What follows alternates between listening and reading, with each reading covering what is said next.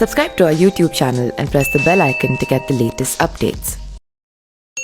वो स्त्री जिसे दासी होकर भी बदल दिया राजकुमारों का नसीब। रामायण एक ऐसी कथा है जिसकी महिमा जीवन को हर कदम पर मार्गदर्शन देती है। इसके हर चरित्र से मनुष्य को कुछ न कुछ सीख मिलती है।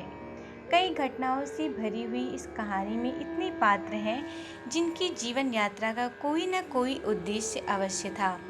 साक्षात नारायण ने मानव रूप में जन्म लेकर स्वयं ही इस बात का संकेत दे दिया था कि कुछ न कुछ ऐसा होने वाला है जिससे युगों की दशा बदल जाएगी। रामायण में अनेक पात्रों का वर्णन किया गया है जिसमें एक नाम मंथरा का भी आता है।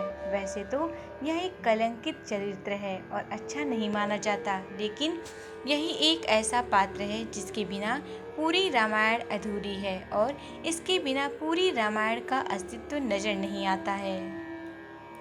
रामायण में इसका जिक्र राज्य अभिषेक के समय में ही आता है। वैसे भी रामायण भगवान राम की कथा है। अब प्रश्न उठता है कि मंथरा कौन थी और वो आई कहाँ से थी? क्यों उसने राम को राजा बनने से रोका? क्या उसके द्वारा ऐसा करना कोई मजबूरी थी या उससे ऐसा करने के लिए किसी के द्वारा कहा गया था? क्यों इस तरह तिरस्कृत जीवन जीने के लिए मजबूर हुई? अगर इस संबंध में वाल्मीकि रामायण की माने तो मंथरा एक गंधर्व कन्या थी जिसे इंद्र ने राम जी को वनवास हो इसके लिए पहले से ही कैकेयी के पास भेज दिया था।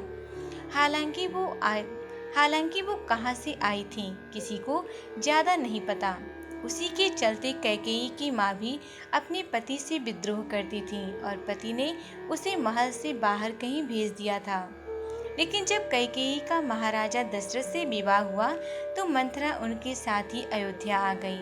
मंथरा को ये दायित्व दिया गया कि हमेशा कैकेयी का ध्यान रखना है और उनका भला ही सोचना है। लेकिन आगे चलकर इसी मंथरा ने महारानी कैकेयी की बुद्धि भ्रष्ट कर दी और उन्होंने महाराजा दशरथ से अपने लिए वचन के रूप में अपने पुत्र भरत के लिए राज्य अभिषेक और श्री राम के लिए 14 वर्ष का वनवास मांग लिया। और उसके बाद महलों के राजकुमार भगवान श्री राम और लक्ष्मण का नसीब ही बदल गया।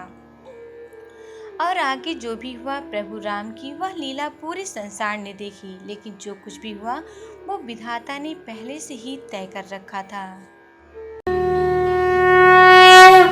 Subscribe to our YouTube channel and press the bell icon to get the latest updates.